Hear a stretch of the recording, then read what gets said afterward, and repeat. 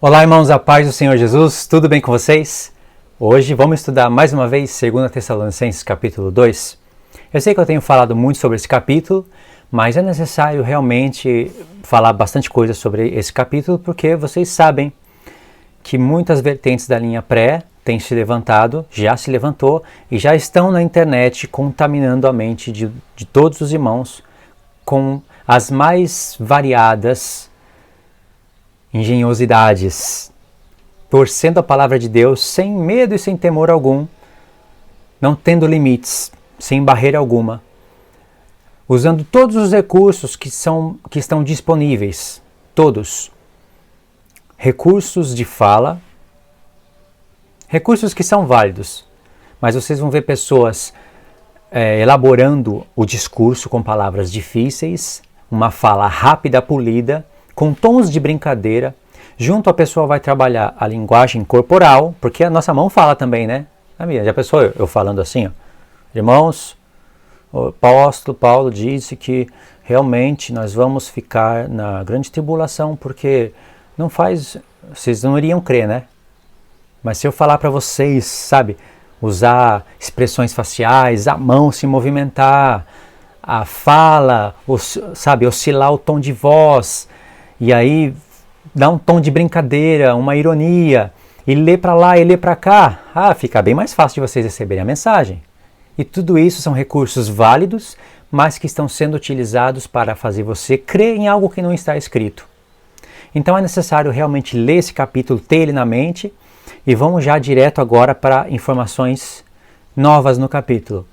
Eu sei que uma pena, não são todos que vão entender o que eu estou falando, porque não são todos que estão ligados aí no YouTube para saber as coisas que estão sendo faladas a respeito da vinda do Senhor. Só os que estão ligados que vão saber as pregações recorrentes no YouTube sobre a vinda do Senhor, sobre linha pré-tribulacionista, pós-tribulacionista.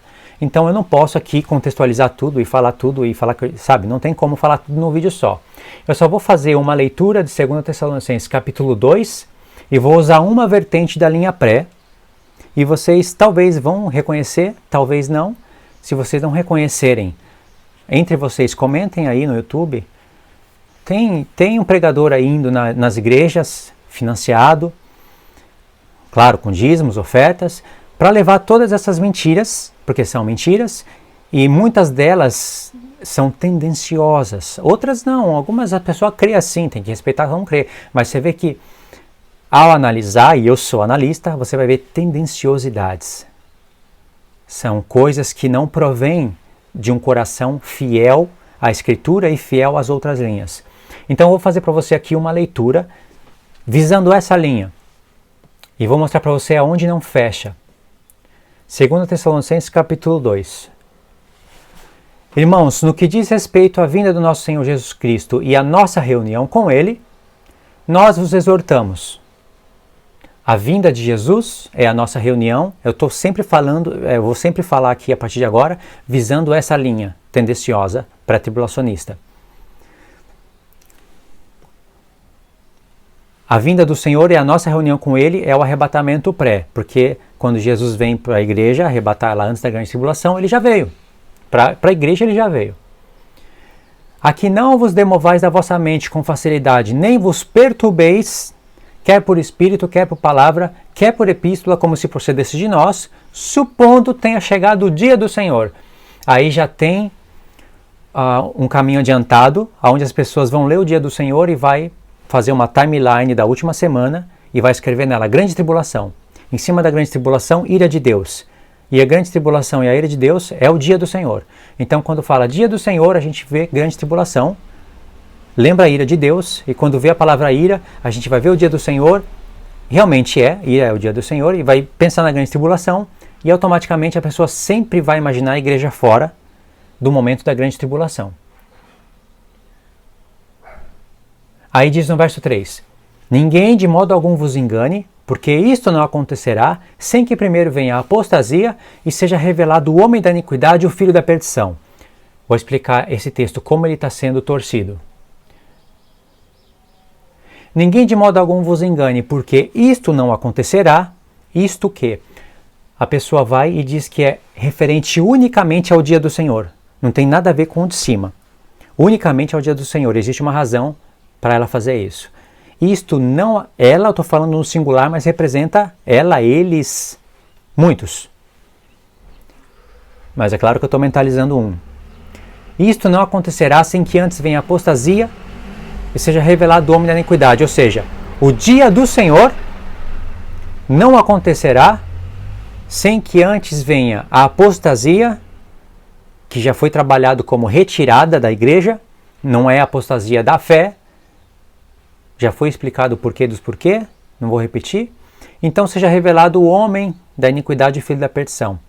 Então o dia do Senhor, que é a grande tribulação e a ira, não pode acontecer, ninguém engane você por isso, sem que antes venha a apostasia, a retirada da igreja, e se manifeste o filho da perdição. Essa é a pregação. Certo? Aí aqui, o que mais tem para dizer?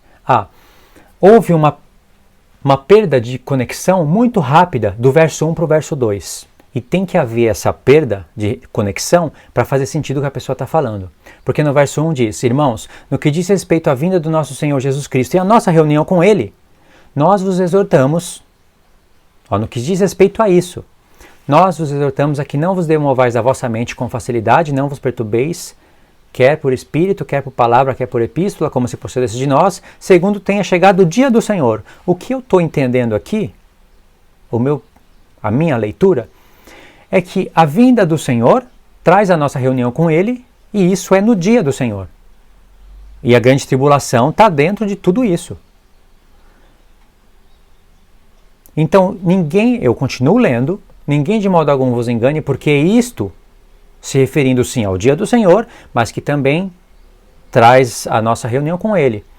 Só que não naquela timeline que eu fiz vocês imaginar há pouco atrás. Não que o dia do Senhor e a ira de Deus é a grande tribulação. Porque eu sei separar muito bem isso pelos profetas e por Apocalipse. Mas a pessoa ensina as outras a não lerem assim. Então a pessoa perdeu a conexão do verso 1 para o verso 2, como se isto não acontecerá, se referindo somente ao dia do Senhor, para continuar lendo o verso 3, mas precisava de mais uma distorção aqui, na palavra apostasia, por exemplo. Ninguém de modo algum vos engane, porque isso não acontecerá sem que primeiro venha a apostasia. Então, ao invés do apóstolo Paulo, com a mente esclarecida, o mestre, que é o homem separado para explicar os mistérios de Deus, ele é dispenseiro dos mistérios de Deus e diz que a igreja também é. Detalha, separa, ensina, chama as festas, chama a trombeta, chama Miguel, chama tudo, os profetas, para que a gente se encha dos profetas e compreenda o que ele está falando, porque realmente é um mistério, né? É um mistério que está oculto pelos profetas. Deus anunciou os seus mistérios aos profetas. Não anunciou só para o apóstolo Paulo, anunciou para os profetas.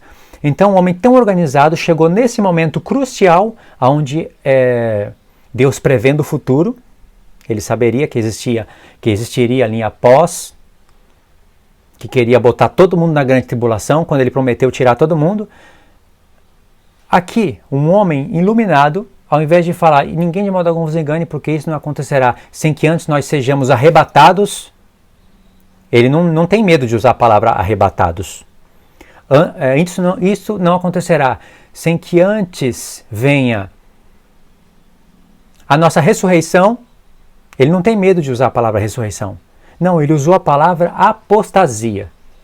Porque no grego apostasia... Aí você já não sabe mais o que está falando aqui e você aceita o recado.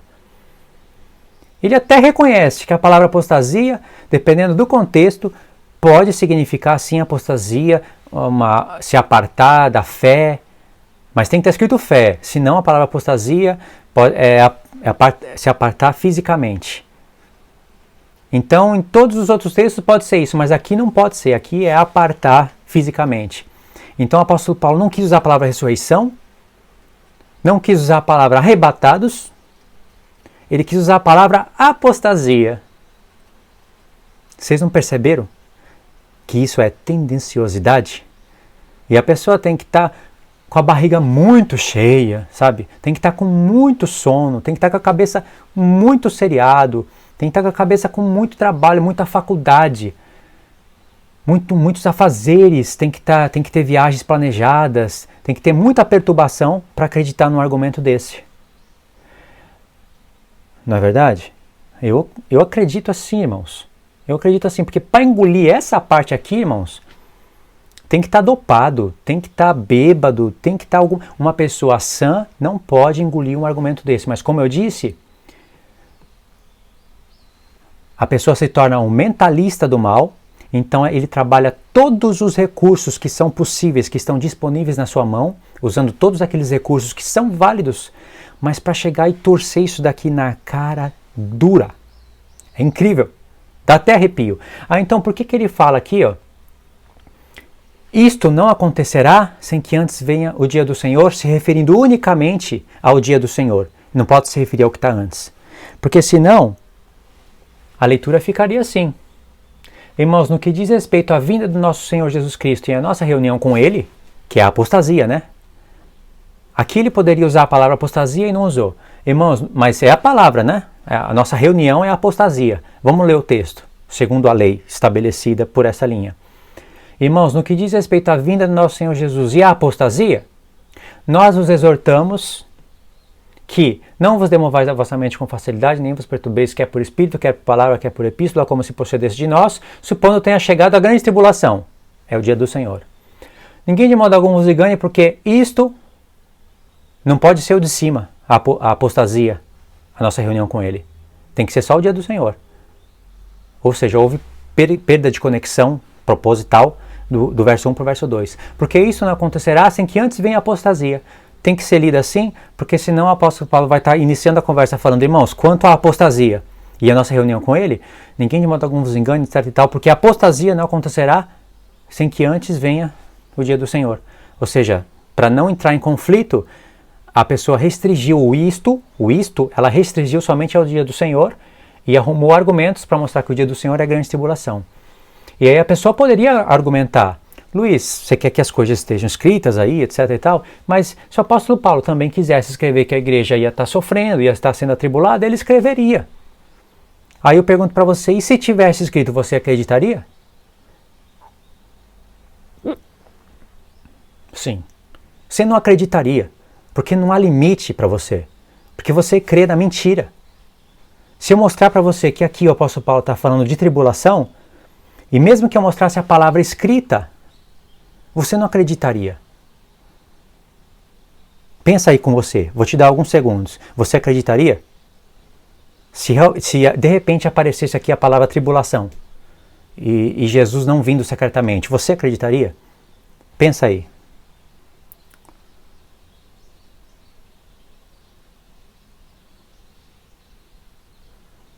Pensou? Você acreditaria ou não? Faz uma prova consigo mesmo. Eu estou no capítulo 2. Estou com o iPad aqui. Eu vou só rolar para baixo alguns textos. É um contexto imediato. Cheguei no capítulo 1. São poucos versos. Eu vou mostrar para você por que não fecha o pensamento que eu expliquei para vocês aí em 14 minutos. Eu vou mostrar para vocês por que não fecha. E por que é infiel essa linha? Aí vocês fazem a prova. Estou falando para pré-tribulacionista, né? Porque para pós-tribulacionista nem é necessário voltar ao texto. Para pós-tribulacionista. Nem é necessário isso. E eu acho que para pré-tribulacionista isso também não vai ser suficiente. Porque não há limites. Vamos ver isso na parte número 2, porque já vai fechar o tempo aqui de 15 minutos.